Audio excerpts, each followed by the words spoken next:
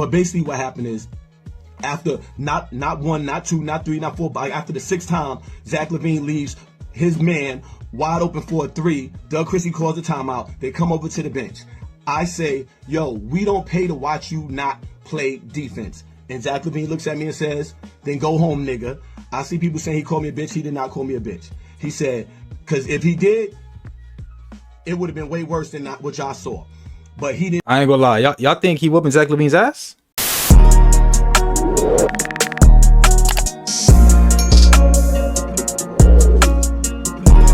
So the Kings played against the Suns the other night. Let me see if I can find it.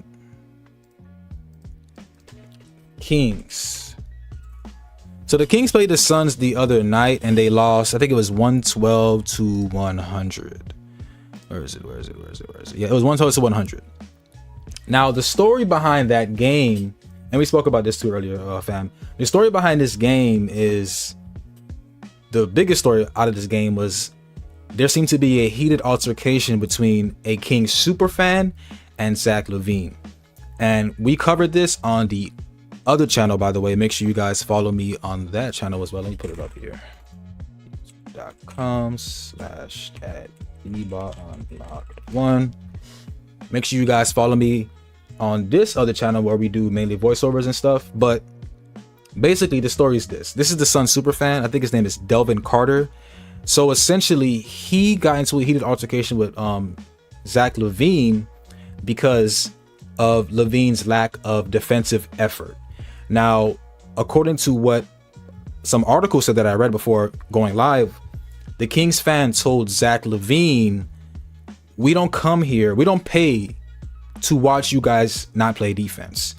And Zach LaVine basically told him, then go home, nigga. Now, when I first reported it, and a bunch of blogs posted this shit. I'm not gonna lie, when this happened, a bunch of blogs posted it, including me.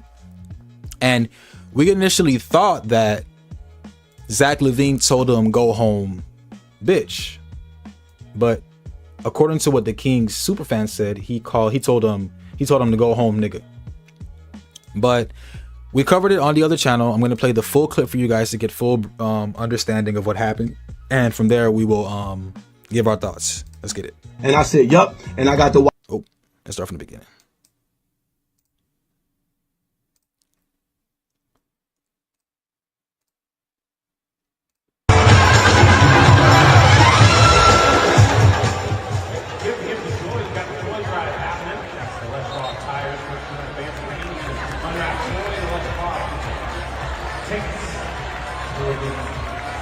What's going on, everybody, and welcome back to the channel. Make sure to drop a like on the video.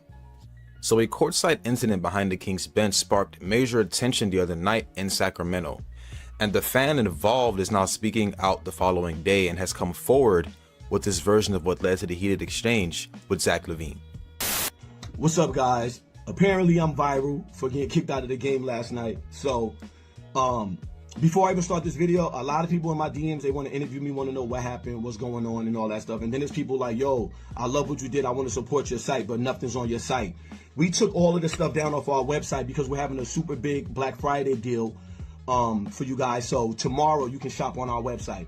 Now let's get to the game. And before I even get to that, let me apologize to my wife first and foremost, because she was with me, and so she had to get kicked out with me, and that's embarrassing for her, and I apologize to her. I also apologize to the security that mind my section. Glenn, Ken, I'm sorry that you guys, had to restrain me. I apologize.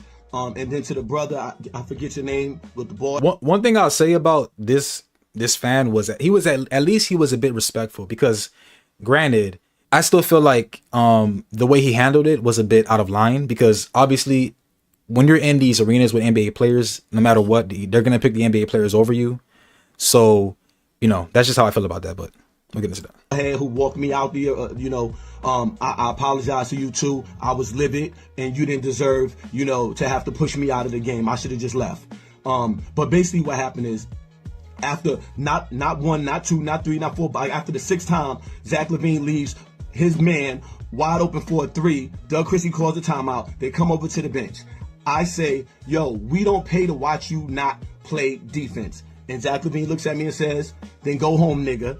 I see people saying he called me a bitch. He did not call me a bitch. He said, because if he did, it would have been way worse than what y'all saw. But he didn't. I ain't gonna lie. Y'all think he whooping Zach LaVine's ass? I don't know. Do that. So I'm not going to put that on him, right?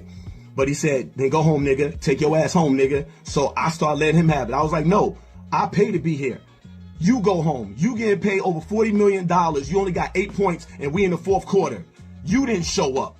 Once again, you didn't show up. All these fans in Sacramento, they deserve better than that. This is one of the dopest and best fan bases. I'm not even from Sacramento. I'm from Brooklyn. I moved out here when I was in the military. I got out, created my business, became super successful, and I had signed Montrezl Harrell. We were making his sneakers. I went to one Kings game. The arena, the staff, everybody was so dope. They hit me up and said, you want to be a season ticket holder? And I said, yup. And I got to watch Fox. I got to make it to the playoffs. I got to watch Coach Brown. All of that stuff from Doug coming up from Sacramento legend and being a coach. All of that stuff. I come to every game. I drive an hour and a half there and an hour and a half back. So that's 3 hours of my day that I come to watch you guys play. I cheer as loud as possible. I cheer till my voice is hoarse for this team. So to have a player that we say, we don't come here to watch you not play defense, get a fucking attitude and tell a fan, then go home, nigga. No, you go home and find your fucking game. How about that? Go home and find the game that you left there, because you're not bringing it to the arena. And that's all this is about.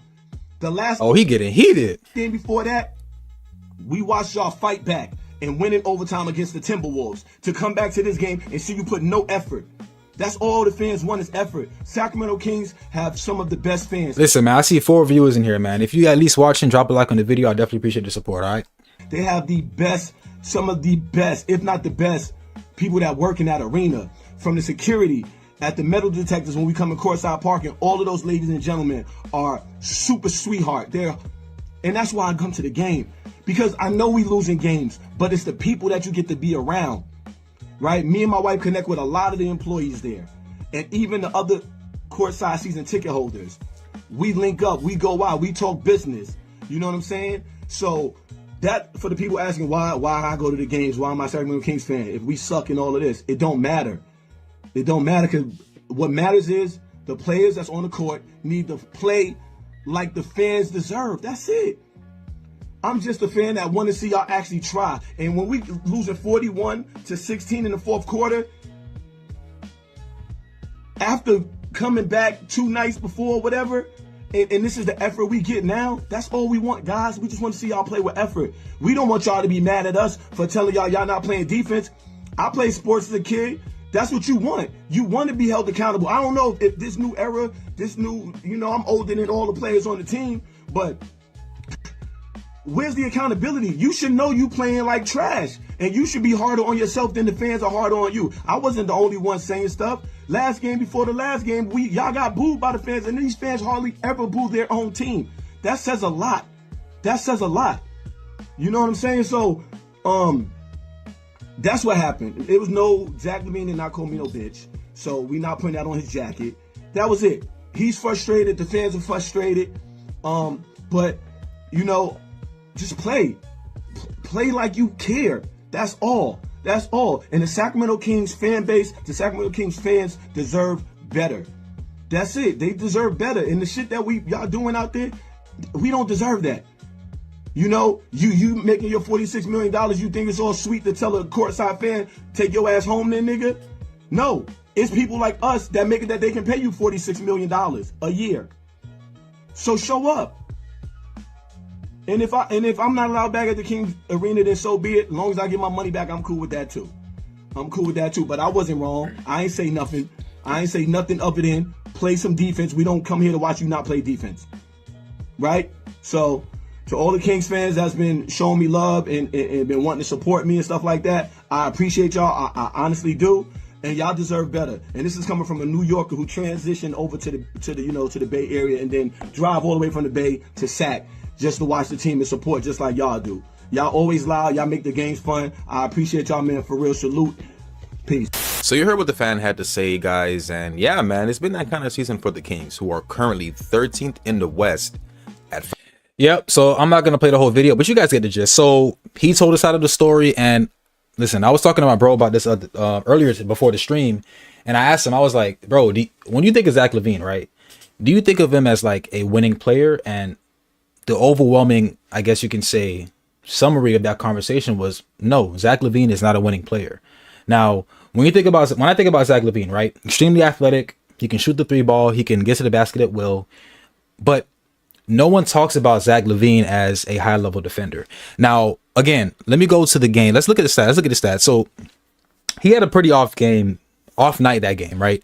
He was a -4. He had 13 points, which, I mean, you're not really doing much, right? But I want to show you guys how much he's averaging for this season. So this season, right, he's averaging 20 points, 3 rebounds, 2 assists, shooting 49% from the field. And I think it was 37.5% from 3, if I'm not mistaken. Now, when you look at these numbers, right, and I was telling my bro this as well. If you were to put like a question mark over Zach LaVine, right, you don't know who this person is, and you put these numbers here, I mean, pretty good numbers on paper, right? But first of all, let me say this. This 20 points per game is his lowest since the 2023 season. So he's underperforming in that department. But the main thing is he doesn't play defense. Zach LaVine isn't known to be a high-level defender. And the only common denominator in Zach LaVine's situations is him. Now, I'm a guy who says the NBA is a very situation-based business. Like, look at Jalen Brunson, right? He was with the Dallas Mavericks, right? Now, granted, Luka was getting all of the touches, but no one thought Jalen Brunson would become what he became if it wasn't for him switching into a different situation with the Knicks, and now he's a big time player. But for Zach LaVine, right, he was drafted with the Minnesota Timberwolves, I believe, right? They didn't want him, traded him to the Bulls. He was with the Bulls for some time. He was having issues with Billy Donovan, who's the coach of the Bulls, I think, right now. Traded him to the Sacramento Kings, and now the Sacramento Kings are just, now granted, the Sacramento Kings they're a fucking bullshit ass organization, right? But no matter where Zach LaVine lands, the team he doesn't. What I'm basically trying to say is Zach LaVine's 20 points per game, his gaudy stats, it doesn't contribute to winning. And when you actually watch and analyze the game, Zach LaVine doesn't do anything other than dunk. He can dunk. He's athletic. He can make shots. He can score, but it doesn't contribute to winning. So that's all I have on that topic. I think it's pretty pathetic that Zach LaVine would react that way. Now, granted, I think the fan was still in the wrong, but he's passionate about the game, right? He's a fan. He pays his hard-earned money to sit courtside and watch these games, and the freaking the product the Kings have been putting on the floor has been pathetic. Outside of Westbrook and Keegan Murray, who's been the bright spots for that team, the Kings are just fucking trash, man. They're trash, man. And it's just not me, guys. Let me show you guys something really quick. Let me switch to the other account because I want to show you guys this, man. I want you guys to see the comments that people are saying regarding this topic, because I'm not the only one that feels like people are on the side of the King superfan. They think that he did the right thing for calling Zach LaVine out. They think he did the right thing for calling Zach LaVine out. Check out these comments. It says, sometimes these players need to hear the truth, man. I don't know who this guy is, but he knows basketball. Nah, getting that upset over a game you're not playing in as well. This guy's a casual. People don't understand that defense wins championships. I don't care how many points you score. Now, granted, scoring is the ultimate. You have to score the most points. The team that scores the most points wins. But I'm a firm believer in defense wins championships. And again, Zach LaVine isn't a guy who is known for his, defensive effort. This other guy says, shout out to the fan paying all that money for front rows just to watch him play no defense. Called him out in front of his whole team. That's crazy.